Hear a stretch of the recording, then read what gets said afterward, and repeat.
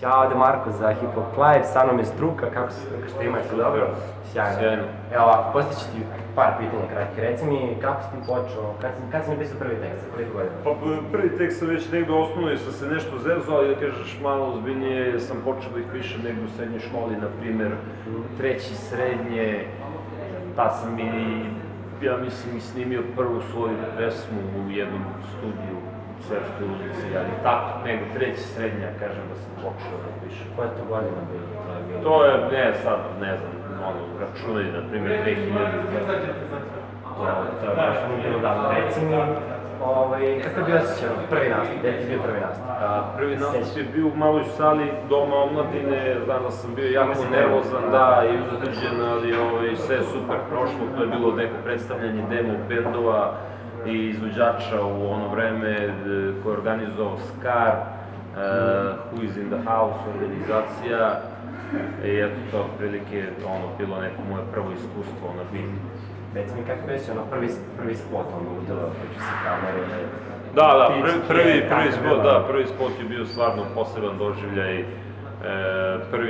Prvi spot, moj prvi spot, ako izuzmemo gostovanja kod Grua i kod Vanje na mixtape-u, Oči u oči, koji je stvarno bio jedan spot za ono vreme s neverovatnom celom tom organizacijom i budžetom, i to je stvarno bilo kao snimanje filma, tako da, kažem, prvi moj spot koji je baš moj, koji nije gostovanje, a da je tako bio sav, znaš, napucan, to možeš misliti kako sam se osjećao kao klinac sa koliko godina tada, sa 20 godina. Reci mi, ko si ti uzorio, recimo, šta si joj slušao prvo? Nas?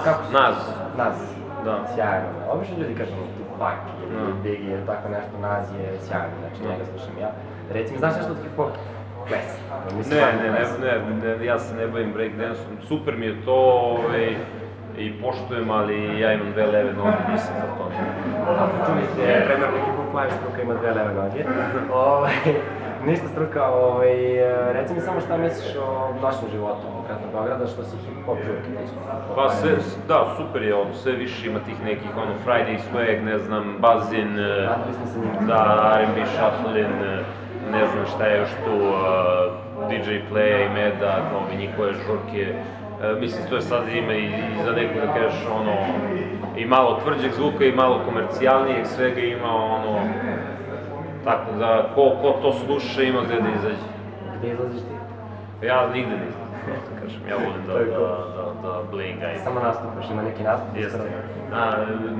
Nastup u Beogradu, zapravo u Beogradu 2. novembra, Passivity Digital Showcase u Mixer House-u, obavezno dođite, bit će super zezanje, napravit ćemo veliku žurku. Ajmo Struka, jedna rima za kraj. Rima za kraj, bum bidi bye bye. Znaš, niste hvala što si bio.